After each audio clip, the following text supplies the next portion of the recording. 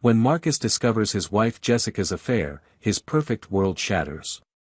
Fueled by betrayal, he meticulously plans a devastating revenge to expose her lies and humiliate her lover. But as the truth unravels, Marcus quickly learns that revenge comes at a cost no one could have predicted. In a tragic twist of fate, his need for justice turns into a spiral of grief, regret, and irreversible loss. The Last Laugh is a haunting tale of betrayal, retribution, and the unexpected price of vengeance. I always believed trust was the foundation of a marriage, an unshakable bedrock beneath everything else. If you don't have that, what do you have? Lies? Doubt? Paranoia? No, I wasn't built for that. I'm Marcus, 36 years old, fit, organized to a fault, and by most accounts, a good husband. I've always been one of those people who believes that if you work hard, do right by others, and stay loyal to the people you love, life will reward you in kind. Turns out, life doesn't care. It started innocently enough, so innocently that if you had told me back then what I know now, I would have laughed. Jessica, my wife of 8 years, had been busier than usual at work. She was a senior sales rep for a pharmaceutical company, always moving between clients and conferences. It was one of those jobs where travel was a badge of honor. Whenever I'd mention how much time she spent away, she'd joke that she was keeping us fed and clothed in style, which wasn't far from the truth. Her bonuses alone could cover half the mortgage. She'd always been ambitious, and I admired that about her. Jessica wasn't just beautiful, long dark hair, bright green eyes, and a smile that could disarm anyone, but sharp.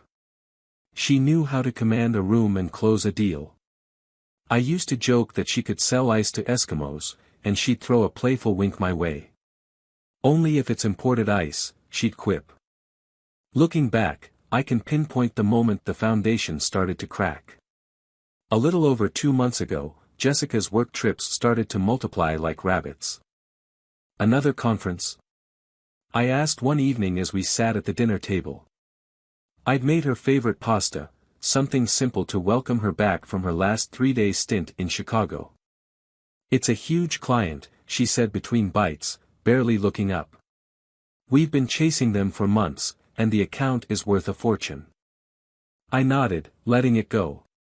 What was I supposed to say? Don't go. Stay here with me.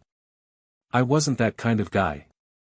I believed in supporting her dreams the same way she'd always supported mine. Besides, we were solid. At least, I thought we were. But then the small things began piling up. A change in perfume, the way she suddenly started putting more effort into her appearance before each trip. I'm not saying she didn't always look good, she could make sweatpants look chic, but this was different. She started buying new dresses, heels, even lingerie that I'd never see her wear at home. The first time I felt that tight knot of suspicion in my stomach, I brushed it off. Stop being paranoid, I told myself. You're better than that. Then came the late nights. She'd call from the hotel room around 10, sometimes later. Her voice sounded tired but upbeat, always mentioning how the client dinners had run long or how she was wrapping up some reports. I believed her. Why wouldn't I? One night, she came home late after what was supposed to be a local work dinner. I was already in bed, dozing lightly, when I heard her tiptoe into the room. The clock read 1:37 a.m. Late night? I mumbled, rolling onto my side. She froze, caught like a kid sneaking in past curfew. Yeah. Sorry, babe. The client wouldn't stop talking. You know how it is. She kissed my forehead, but something in her tone didn't sit right.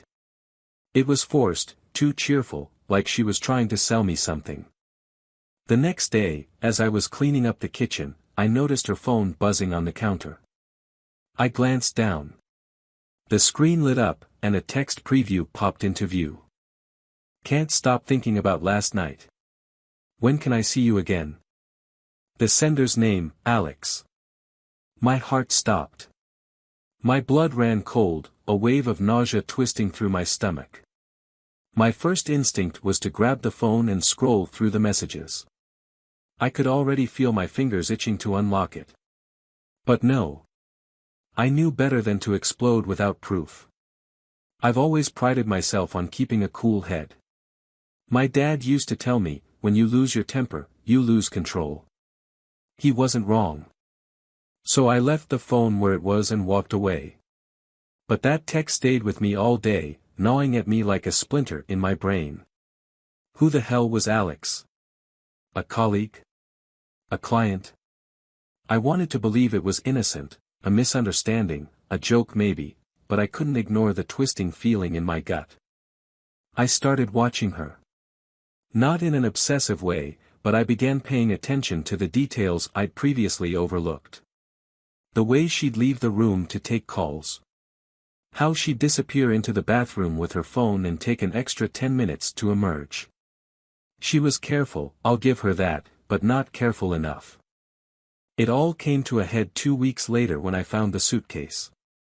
Jessica had been gone for another 3-day conference, this time in Denver. I had the house to myself, and I'd decided to do something productive, clean the garage. It's amazing how much junk can pile up over the years, half-empty paint cans, old gym equipment, broken tools I kept swearing I'd fix. I was halfway through sorting a box of old camping gear when I saw it, her black travel suitcase, tucked away in the corner behind a pile of storage bins. That struck me as odd. She'd taken her silver suitcase on this trip. So why was this one stashed away like it had something to hide? I stared at it for a long moment, debating. I knew what opening it meant. It meant I didn't trust her. It meant I was that guy. But at that point, I had to know. My gut was screaming at me. I unzipped it, and the smell of stale clothes hit me first, the kind of scent that clings to things left untouched for too long. On top was a pair of unworn heels. Beneath that, neatly folded, was a red dress I didn't recognize. It was slinky, designed to turn heads. And then I saw the envelope. It was tucked into the dress like an afterthought. I pulled it out, my hands trembling. The flap wasn't sealed. Inside were photos. Jessica. Jessica with a man. They weren't just standing together, smiling like colleagues at a corporate function. No. These were intimate photos. One of them had his arm draped around her waist. In another, they were sipping champagne at what looked like a private pool. But the one that broke me, the one that sent everything spiraling, was of them kissing. I stared at it for what felt like hours, my vision blurring. My mind went blank, then filled with rage. My wife. My Jessica. The woman I had loved and trusted for almost a decade. And this stranger. I turned the photo over, almost on instinct. Written in a lazy scrawl was a single word, Alex. For the first time in my life, I didn't know what to do. I sat on the garage floor, my hands shaking, surrounded by a mess of camping gear and shattered illusions. My first thought was to call her and confront her right then and there. But what would that accomplish? She'd deny it. She'd lie. And I couldn't bear to hear her try. Instead, I did the next best thing, I called Ben. Ben was an old friend, the kind of guy who knew a little too much about everything. Former military, now a private investigator, he made a living digging up dirt for divorces and custody battles.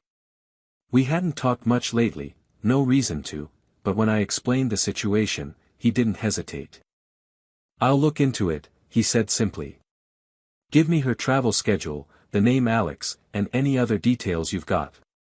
I'll handle the rest." "Thanks, Ben," I muttered, still staring at the photos. "I owe you." "You don't owe me anything, man. Just be ready for what I find." I hung up, feeling empty. The photos sat beside me, taunting me with their evidence. I picked up the red dress, running my fingers over the smooth fabric. She'd worn this for him. When Jessica came home that Sunday evening, I watched her unpack her silver suitcase like nothing had happened. She kissed my cheek and told me the client meeting went well. She smiled. She laughed. She asked what I wanted for dinner. And all I could think was, how long have you been lying to me? That evening, Jessica was radiant.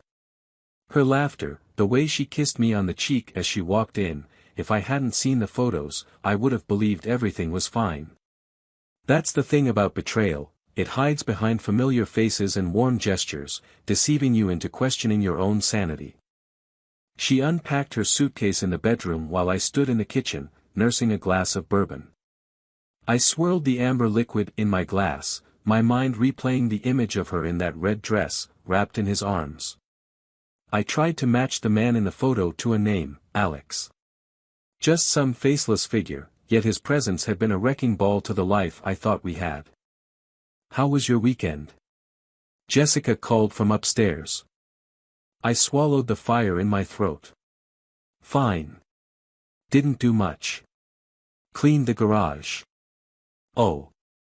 Her voice grew closer as she descended the stairs. "You finally tackled that mess." She entered the kitchen with a teasing smile, oblivious to the storm brewing inside me.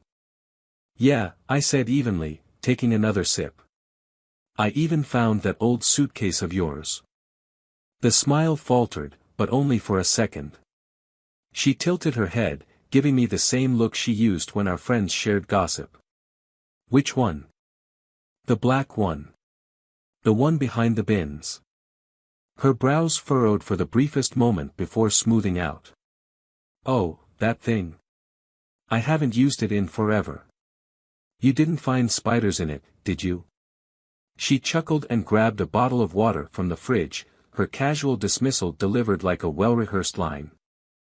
I stared at her, trying to read between the lines of her performance. Was she always this good at lying, or had I just been blind for years? "You don't remember leaving anything in there?" I asked, keeping my voice neutral. "Not really." "Why? Did you find some hidden treasure?" "Hidden treasure." I wanted to laugh at the irony, but I just shook my head. "Just some old clothes. Must have been from a past trip." She shrugged, as if I'd confirmed her version of reality. "I probably stuffed it in there after we moved. You know me, I can't pack for anything without forgetting stuff." Her tone was light, playful even, but I noticed how her eyes darted toward the glass in my hand, searching my face for cracks. She was fishing, trying to see if I was onto her. I forced a small smile and let her win, for now. That night, I barely slept. Jessica fell into her usual routine. After dinner, she curled up on the couch, streaming some drama series she'd been binging while scrolling through her phone. She laughed at something on the screen, her face glowing from the light, and for a second, I hated her. Not just for what she'd done but for how effortlessly she could sit there, acting like everything was normal. At 11 p.m., she went upstairs to bed. I stayed downstairs, pretending to be absorbed in a football game I wasn't even watching. After an hour, when the house was quiet, I turned off the TV and crept upstairs. Jessica was out cold, her breathing steady, her face serene as if she didn't have a care in the world.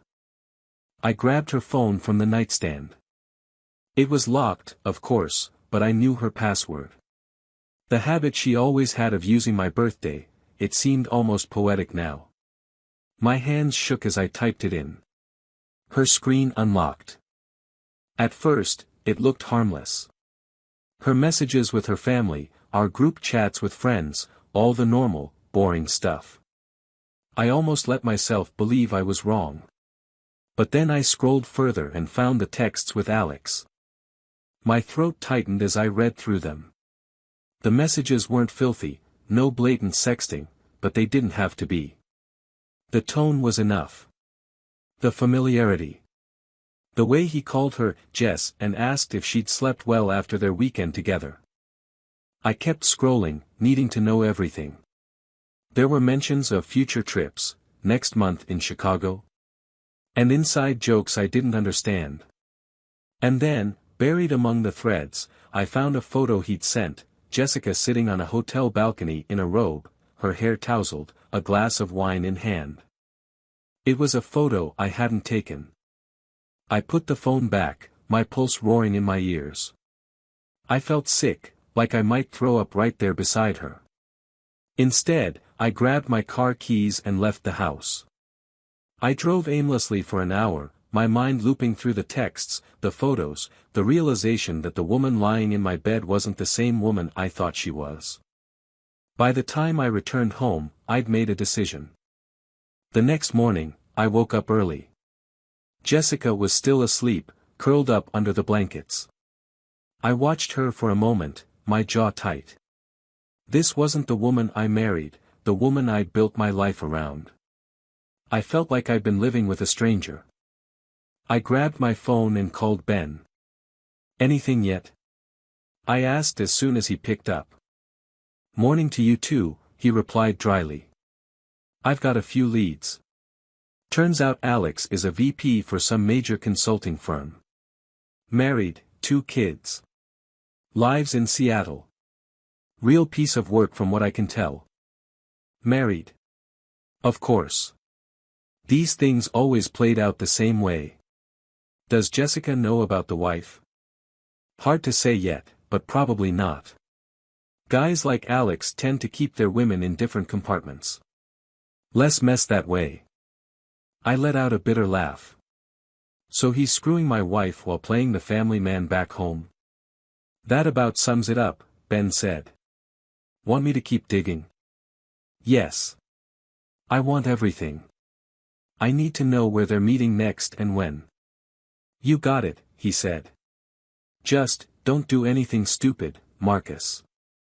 Define stupid. Revenge makes people crazy, Ben replied.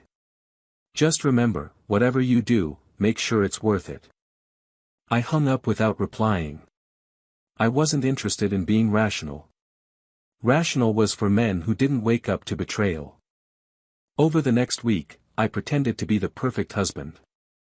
Jessica and I went about our routines as if nothing was wrong.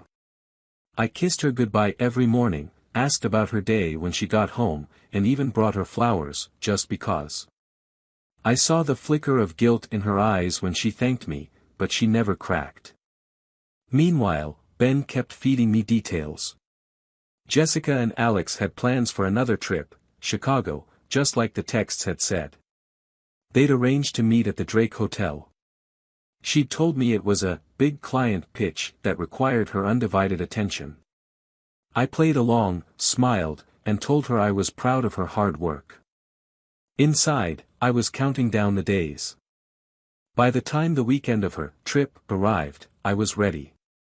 I dropped her off at the airport myself, leaning across the center console to kiss her goodbye. "Knock 'em dead," I said, my voice steady. Jessica smiled and touched my cheek. "I'll call you tonight, okay?" I watched her walk into the terminal, a small black suitcase trailing behind her, the same suitcase I'd found tucked away in the garage. As I pulled out of the airport, I called Ben. "She's on her way." "Perfect," he replied.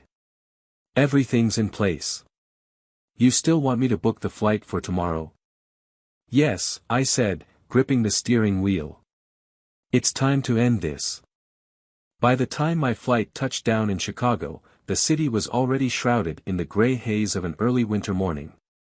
The skyline loomed ahead like jagged teeth, and I felt it suited the task I was about to undertake, sharp, cold, and deliberate.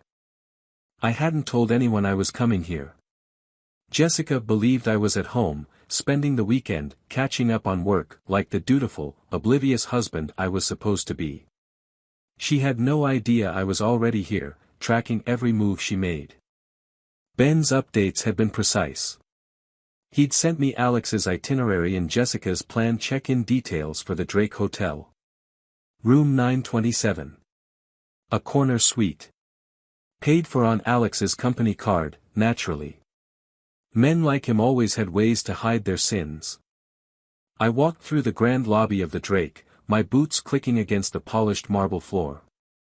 The place reeked of luxury, fresh flowers in tall vases, soft piano music drifting through the air.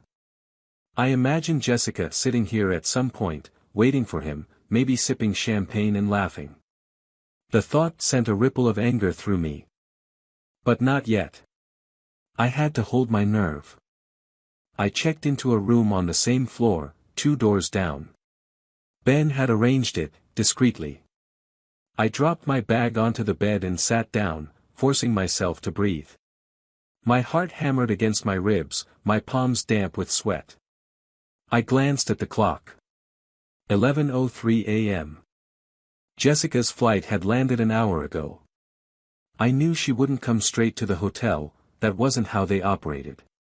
First, lunch at some cozy little bistro downtown, a place I'd never been, where she could feel special with her lover. Then, after pretending to be busy professionals, they'd come back here and lock themselves away in their little secret world.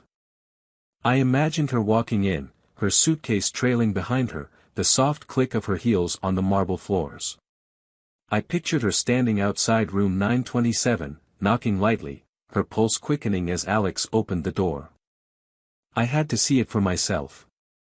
I didn't have to wait long. At exactly 1:17 p.m., the elevator doors at the far end of the hallway slid open. I watched from my slightly cracked doorway, my pulse pounding in my ears. Jessica stepped out first. She wore a navy coat I hadn't seen before, tailored perfectly to her slender frame, and a pair of black heels that clicked softly against the carpeted floor. Her hair was swept back elegantly, and her makeup was subtle yet flawless. She looked beautiful. For him. Alex followed behind her. He was tall, broad-shouldered, the type of man who probably spent more time at the gym than with his wife and kids. His suit was expensive, his posture confident as if he owned the world. Jessica smiled up at him, and he reached for her hand, intertwining their fingers as they walked toward the suite. My stomach twisted. I watched them stop outside room 927. Alex slid his key card into the slot, the lock clicked, and the door opened. Jessica hesitated for the briefest second, glancing down the hallway.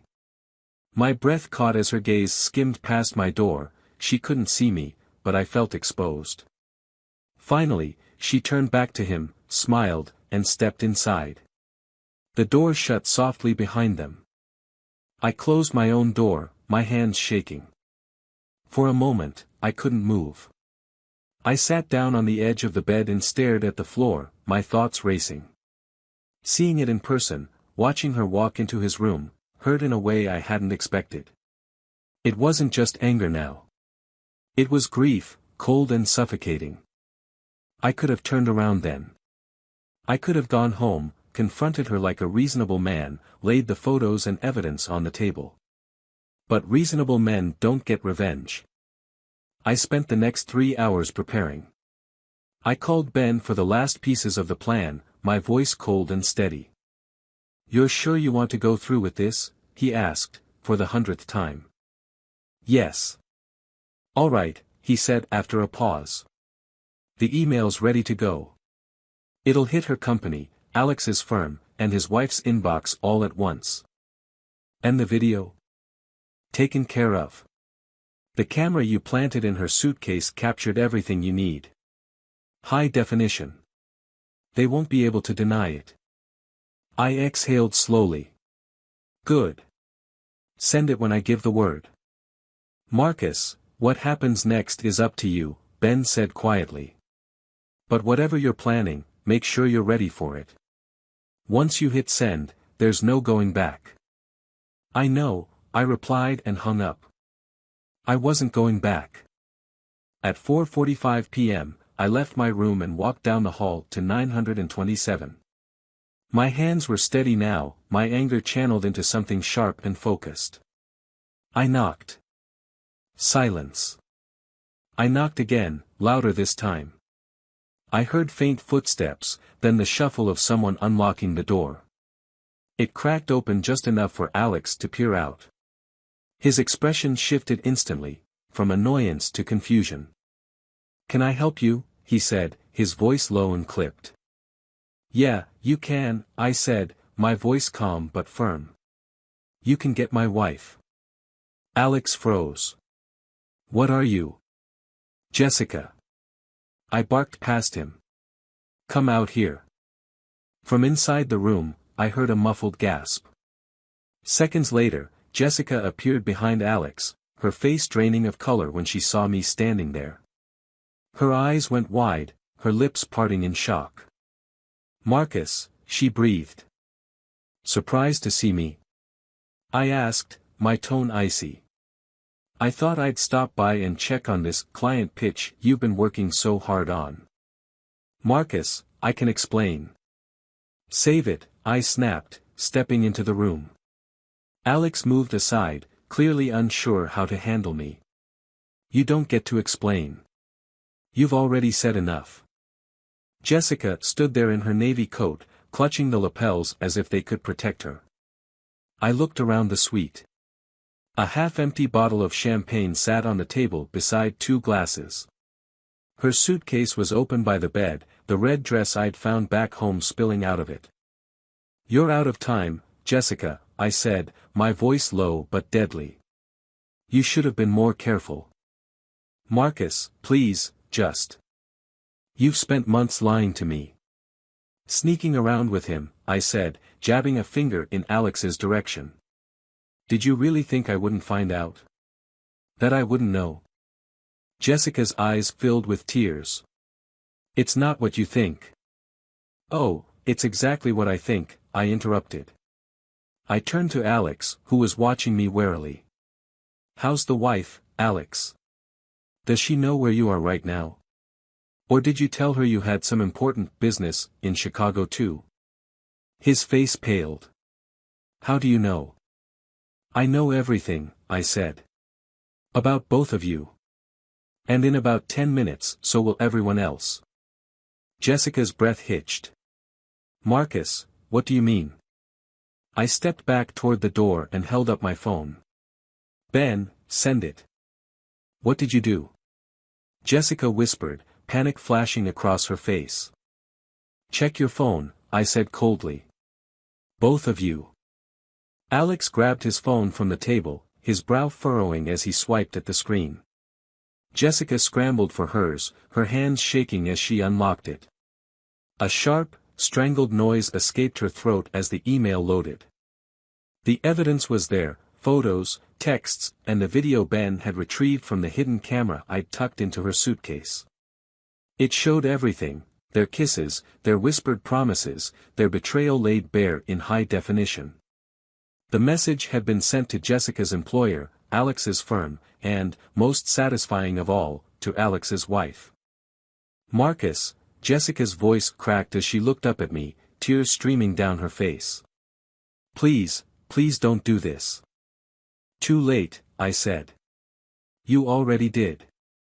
I turned and walked out, leaving them standing there, Alex frozen in horror, Jessica sobbing into her hands. As the door clicked shut behind me, I let out a long, slow breath. The weight I'd been carrying for weeks lifted slightly, replaced by a cold satisfaction. But as I walked down the hallway toward the elevator, a single thought lingered in my mind: this was only the beginning. The flight home was quiet. Too quiet. I sat by the window, watching the clouds drift below me as the plane carved through the sky. My phone buzzed in my pocket, but I ignored it. I already knew what they were: desperate calls and texts from Jessica. The damage was done. By the time I landed, Chicago felt like a distant nightmare, but the weight inside me hadn't lifted. Revenge wasn't as satisfying as I thought it would be. I'd pictured a triumphant moment, Jessica broken, Alex humiliated, their lives shattered as mine had been. But now, I just felt empty. The drive home was long. The house felt hollow when I finally stepped inside. Everything was as I'd left it, neat, quiet, lifeless. I dropped my bag by the door, kicked off my shoes, and collapsed onto the couch. I stared at the ceiling, my mind blank, exhaustion pulling at me. A sharp knock at the front door jolted me back to reality. I sat up, frowning. It was late, nearly midnight. I hesitated before getting up and crossing the room. I opened the door. Jessica stood there. Her coat was damp from the rain, her hair plastered to her face, and her eyes were red and swollen. She clutched her purse against her chest like it was the only thing keeping her upright. "Marcus," she said, her voice hoarse. "Please, please let me in." For a long moment, I didn't say anything. I just stared at her. This woman, my wife, looked so small, so broken, a shadow of the confident person I'd known for years. I should have felt triumphant. I'd won, hadn't I? But instead, all I felt was a hollow ache in my chest. I stepped aside. She brushed past me and stood in the middle of the living room, dripping water onto the hardwood floor. I shut the door and turned to face her. "What do you want, Jessica?" My voice was cold, detached. She turned to me, trembling. "I'm sorry." Her voice cracked, and her eyes shimmered with fresh tears. "I'm so sorry, Marcus." I let out a bitter laugh, shaking my head. "Sorry? You're sorry now? After months of lying to me? After cheating with him?" "I made a mistake," she whispered, her voice barely audible. "I was stupid. I was selfish. But I swear, it didn't mean." "Don't," I interrupted sharply. "Don't stand there and tell me it didn't mean anything. I saw the photos. I read the texts. I watched the video, Jessica. You loved him, didn't you?" Her face crumpled. She covered her mouth with her hands, sobbing quietly. I wanted to scream at her. I wanted to shake her, to demand why. But instead, I felt my anger slipping away, leaving something worse behind, grief. "Why, Jessica?" I asked softly. "Why did you do it?" She lowered her hands, her voice trembling as she spoke. "I don't know. I wish I could tell you. I felt empty, Marcus. Like I was drowning. You were always so perfect. You didn't need me. You didn't see me anymore. And then Alex came along, and he made me feel alive again. He made me feel like I mattered." Her words hit me like a punch to the gut. I wanted to tell her she was wrong, that I'd always loved her, that she'd always mattered to me. But I didn't say anything. I just stared at her, trying to reconcile the woman in front of me with the one I thought I knew. "I thought you were happy," I finally said. "I thought I was too," she replied softly. Silence settled between us, heavy and suffocating. She wiped her face with her sleeve, her shoulders trembling. "I came here to tell you that, it's over," she whispered. "Alex's wife kicked him out. He's losing everything. And me? I've lost everything too.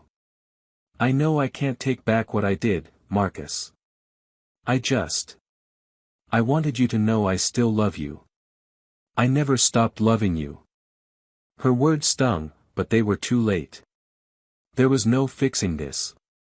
"You should go," I said quietly. She looked at me, her face crumpling again, but she nodded. "Okay," she whispered. "I'll go." Jessica turned and walked to the door. She paused with her hand on the knob, glancing back at me one last time. "I'm so sorry," she said again, her voice breaking. Then she stepped out into the rain and disappeared into the night. I stood there, staring at the empty doorway for what felt like hours. Part of me wanted to chase after her, to tell her we could fix it, but I couldn't. Not anymore. Some things are too broken to repair. I woke up the next morning to the sound of my phone buzzing on the nightstand. I grabbed it, squinting at the screen. It was Ben. "Marcus, turn on the news," he said, his voice tight. "What?" I muttered, still groggy. "Just turn it on. Now." His tone sent a chill down my spine. I grabbed the remote and flipped on the TV. The local news station appeared, a grim-faced reporter standing outside a wet, slick road illuminated by flashing police lights. Chicago authorities confirmed early this morning that the single-car accident on Route 90 claimed the life of one occupant.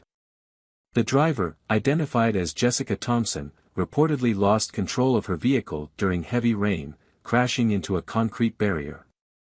Investigators believe excessive speed and road conditions were contributing factors. The accident occurred just before midnight. The world tilted. I sat up, the breath knocked out of me.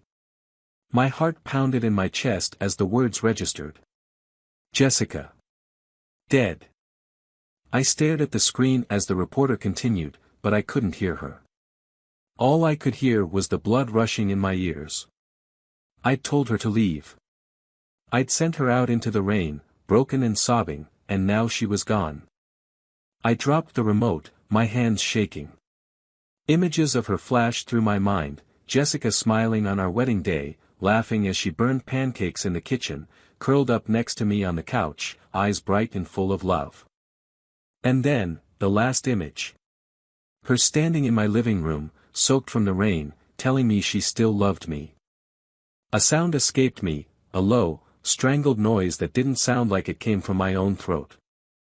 I stumbled out of bed, my legs weak, my chest heaving as grief clawed its way up through me.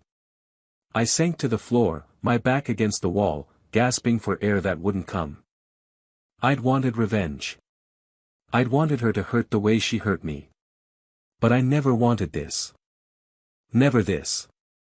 They held the funeral a week later. It was a small service, quiet, attended by family and close friends. I stood in the back, unable to meet anyone's eyes. I felt like a ghost, disconnected, floating through the motions of a life that no longer felt like mine. As they lowered her casket into the ground, I realized I would never get to say all the things I wanted to say. I'd never get to ask her the questions that haunted me. I'd never get to forgive her, and she'd never get to forgive me. I thought revenge would make me feel powerful. I thought it would give me closure. Instead, it left me with nothing. Just an empty house, a hollow heart, and the unbearable weight of a single truth. Sometimes, when you burn everything down, you get caught in the flames too.